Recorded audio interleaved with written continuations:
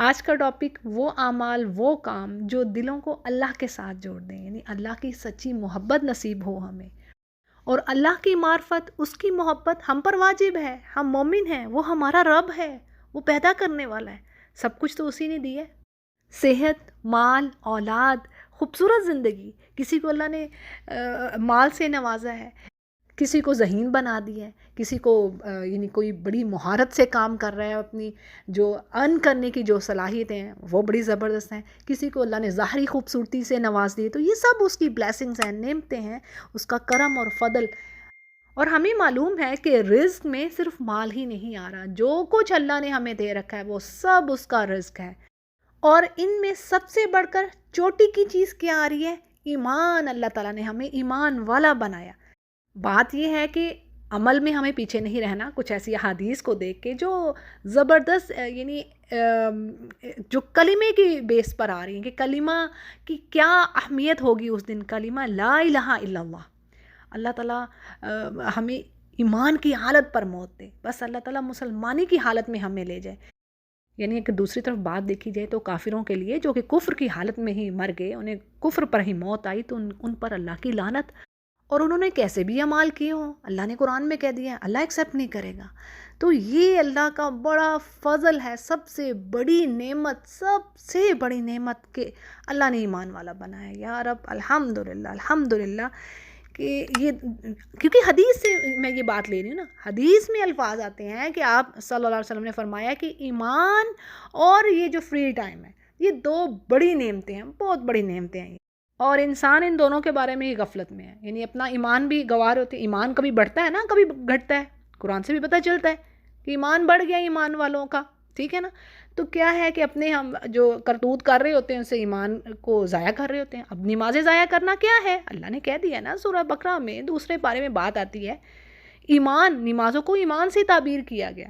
تو جی بات یہ یعنی ان شارٹ کہ ہمیں اس رب کی معرفت، اس کی محبت کے حصول کے لیے ایفرٹ کرنی ہے. یہ ہم پر واجب ہے، ٹھیک ہے جی. تو اس میں سب سے پہلی جو چیز آ رہی ہے کیا؟ توبہ کرنا. الاکثار من التوبہ. جیسے اللہ سبحانہ تعالیٰ فرماتے ہیں قرآن کریم میں ان اللہ یحب التوابین و یحب المتطہرین، سورۃ البقرہ میں. کیا اللہ پسند کرتا ہے، اللہ محبت کرتا ہے کن سے؟ توابین، جو کثرت سے توبہ کرنے والے ہیں، بار بار توبہ کرنے والے ہیں. دیکھیں ایک اور حدیث میں بات کی، کئی بار میں نے حدیث بتائی، بات آتی ہے نا کہ ہر ایک کلو بنی آدمہ، سب کے سب انسان خطا کار ہیں. پروفٹس کو نکال کے یعنی سب کے سب انسان گناہ گار ہیں. تو اب ان میں سے بہتر کون ہے؟ حدیث کے یہ الفاظ آ رہے ہیں کہ جو بار بار توبہ کرنے والے ہیں، پلٹنے والے ہیں، اپنے گناہوں پر معافی مانگنے والے ہیں، وہ بیسٹ ہیں. اور اس کے علاوہ استغفار کے بے شمار فوائد ہیں. اللہ دنیا کی خوشیاں، مال و دولت میں اضافہ، اولاد کہ جس کے پاس نہیں، قرآن کریم میں آ رہا ہے سورہ نوح کی آیت نمبر 10 کو پڑھیں. یعنی اللہ ہر چیز عطا کرنے والا جو استغفار کر رہا ہے. اور سب سے بڑھ کر بات یہ کہ اللہ اس کو عذاب نہیں دے گا. یہ قرآن میں اللہ نے کہہ دیا ہے جو استغفار کر رہا ہے. تو بہنوں استغفار کی تسبیح نہیں چھوڑنی، ٹھیک ہے جی. ایک تو یہ اس میں ایک یہ میں نے اضافی بات کی ہے. دوسری بات وہی آ رہی ہے، یعنی پہلا پوائنٹ جو ہمارا بن رہا ہے کیا ہے؟ کثرت سے استغفار کیجئے. اچھا جی، دوسری چیز کیا ہے؟ کثرت سے اللہ کا ذکر کرنا. یعنی استغفار کو آپ جیسے ایک علیحدہ پوائنٹ میں رکھیے اور ذکر اللہ کا، اور اس میں تو آپ کو بڑی ویرائٹی ملتی ہے. سبحان اللہ والحمد للہ ولا الہ الا اللہ واللہ اکبر ولا حول ولا قوۃ الا باللہ العلی العظیم. یہ تیسرا کلمہ، اور اس کو آپ اگر کرتے ہیں افضل کلمہ جو ہے وہ لا الہ الا اللہ ہے. اور پھر اسی طرح لا الہ الا اللہ وحدہ لا شریک لہ لہ الملک ولہ الحمد وہو علی کل شیء قدیر. کئی بار میں نے ڈیٹیل دی ہے اس کے بارے میں، اور اس کی کیا اہمیت ہے کہ جس نے ان کلمات کو دن میں پڑھ لیا 100 مرتبہ تو وہ سب سے بہترین عمل لے کر آئے گا، اور اس شیطان کے وار سے وہ سارا دن بچا رہے گا. اس کے علاوہ اس کے اور بہت سارے بینیفٹس آ رہے ہیں. اور جس نے 100 سے زیادہ یعنی پڑھ لیے تو وہ اس سے بھی بہتر عمل لانے والا ہے. پھر اسی طرح یہ جو تیسرا کلمہ پڑھا ہے سبحان اللہ والحمد للہ، اس کے بارے میں کیا آتا ہے؟ یعنی یہ الباقیات الصالحات، مرنے کے بعد سارے عمل ختم ہو گئے نا. کون نہیں چاہتا کہ ہمارے مرنے کے بعد بھی یا رب ہمیں ثواب ملتا رہے. تو اس کو پکڑ لیجئے. یقین جانیں کہ اللہ تعالیٰ نے یہ بات فرما دی ہے. جب اللہ نے کہہ دی تو بس اللہ کا وعدہ، یعنی اللہ سے بڑھ کر اپنے وعدے کا سچا کون. تو بعض اوقات ذہن سے بات نکل جاتی ہے. میں اگر اپنی بات بھی کہوں تو کچھ اذکار کا پڑھنا ذہن سے نکل جاتا ہے، لیکن اس کو تو نہیں بھولنا، اس کو پکڑ لیجئے. سبحان اللہ والحمد للہ، اس تیسرے کلمے کو آپ یوں کہہ لیں، کیونکہ لا حول ولا قوت الا باللہ خزانہ ہے. ٹھیک ہے، تو جی دوسرا ہمارا پوائنٹ کیا ہے؟ کثرت سے اللہ کا ذکر. چونکہ یہ جو میں ویڈیو بنا رہی ہوں اذکار کے اوپر نہیں تو اس کے علاوہ بھی آپ کو، تو بہرحال میں نے موٹی موٹی باتیں آپ کے آگے رکھی ہیں، تو ان کو نہیں چھوڑنا. استغفار کی تسبیح ہوگی اور پھر یہ جو باقی دوسری جو چیز آ رہی ہے. پھر جی کیا ہے؟ مومنین سے محبت، اللہ کے بندوں سے محبت رکھنا. دیکھیں کتنی پیاری حدیث آتی ہے کہ آپ صلی اللہ علیہ وسلم نے فرمایا ہے کہ مومن تب تک مومن ہی نہیں ہو سکتا جب تک کہ جو چیز وہ اپنے لیے پسند کر رہا ہے وہ اپنے بھائی کے لیے بھی وہی نہ پسند کرے. یعنی یہ دل کی بات ہے. امیجن کریں دل کے اندر کیا چھپا ہوتا ہے. بعض اوقات انسان اوپر سے مشورہ دے دیتا ہے، ہاں بھی تم بھی یہ کام کر لو، یعنی اس میں بھی مشورہ دینے میں بھی آپ کو خیانت نہیں کرنا، لیکن دل میں کچھ فیلنگز ایسی آتی ہیں نا، اور ہوتی ہیں، منہ سے کچھ اور ہوتا ہے. لیکن اللہ کیا چاہتا ہے؟ دلوں کو پاک کرنا چاہتا ہے. اللہ تعالیٰ کر دے انشاءاللہ ہمارے دلوں کو پاک کر دے، خوبصورت کر دے. یعنی دل بھی جب جس کے اتنے خوبصورت ہو گئے نا، تو بس وہ تو واقعی ایمان کہ زبردست لیول پہ چلا گیا. تو بات یہ ہے، حدیث کیا بتا رہی ہے کہ بھی جب تک تم مومن نہیں ہو سکتے جب تک تم وہی چیز پسند کرو اپنے بھائی کے لیے جو تم اپنے لیے چاہ رہے ہو. قرآن میں کیا بات آتی ہے؟ سورۃ الفتح کی آخری جو آیت ہے اس میں اتنی خوبصورت بات اللہ نے فرمائی کہ جو رسول کے ساتھی ہیں صلی اللہ علیہ وسلم، ان کے ساتھی کیسے ہیں، ان کی کیا خوبی ہے کہ وہ ایک دوسرے پر تو رحم کرنے والے ہیں، رحماء بینہم، اور کافروں پر سخت ہیں. یعنی ان کافروں پر سخت ہیں جو ان سے لڑائی کر رہے ہیں. یہ ذرا یہ بھی میں کلیئر کر دوں، یہ نہیں کہ یعنی رویہ باقی کافروں سے جو ایک عام ایک جو سویلین کہہ لیں ان سے اچھا اخلاق آپ نے دکھانا ہے، لیکن جو دلی محبت ہے وہ مومنوں سے ہی ہونی چاہیے. اور وہ یعنی یہ کوالٹی ہے کہ ایک دوسروں پر رحم کرنے والے ہیں. صحابہ کرام کی یہ خوبی تھی. اگر وہ واقعہ یاد کریں وہ کتنی بڑی بات آتی ہے. آج ہم تو چھوٹی چھوٹی چیزوں کے پیچھے ہی ہماری جانیں نکل جاتی ہیں، ہاں یہ چیز اس کو دے دیں، کیسے دے دیں. تو وہ جو واقعہ ایک آتا ہے صحابہ کرام کا کہ ایک جنگ کا وقت تھا اور یعنی ان کی جان بالکل نکلنے کے قریب تھی. تو ایک صحابی آتی ہیں، کسی ایک صحابی کو جو کہ بالکل نزع کا وقت ان کے اوپر آیا تھا، شہید ہو رہے ہوتے ہیں.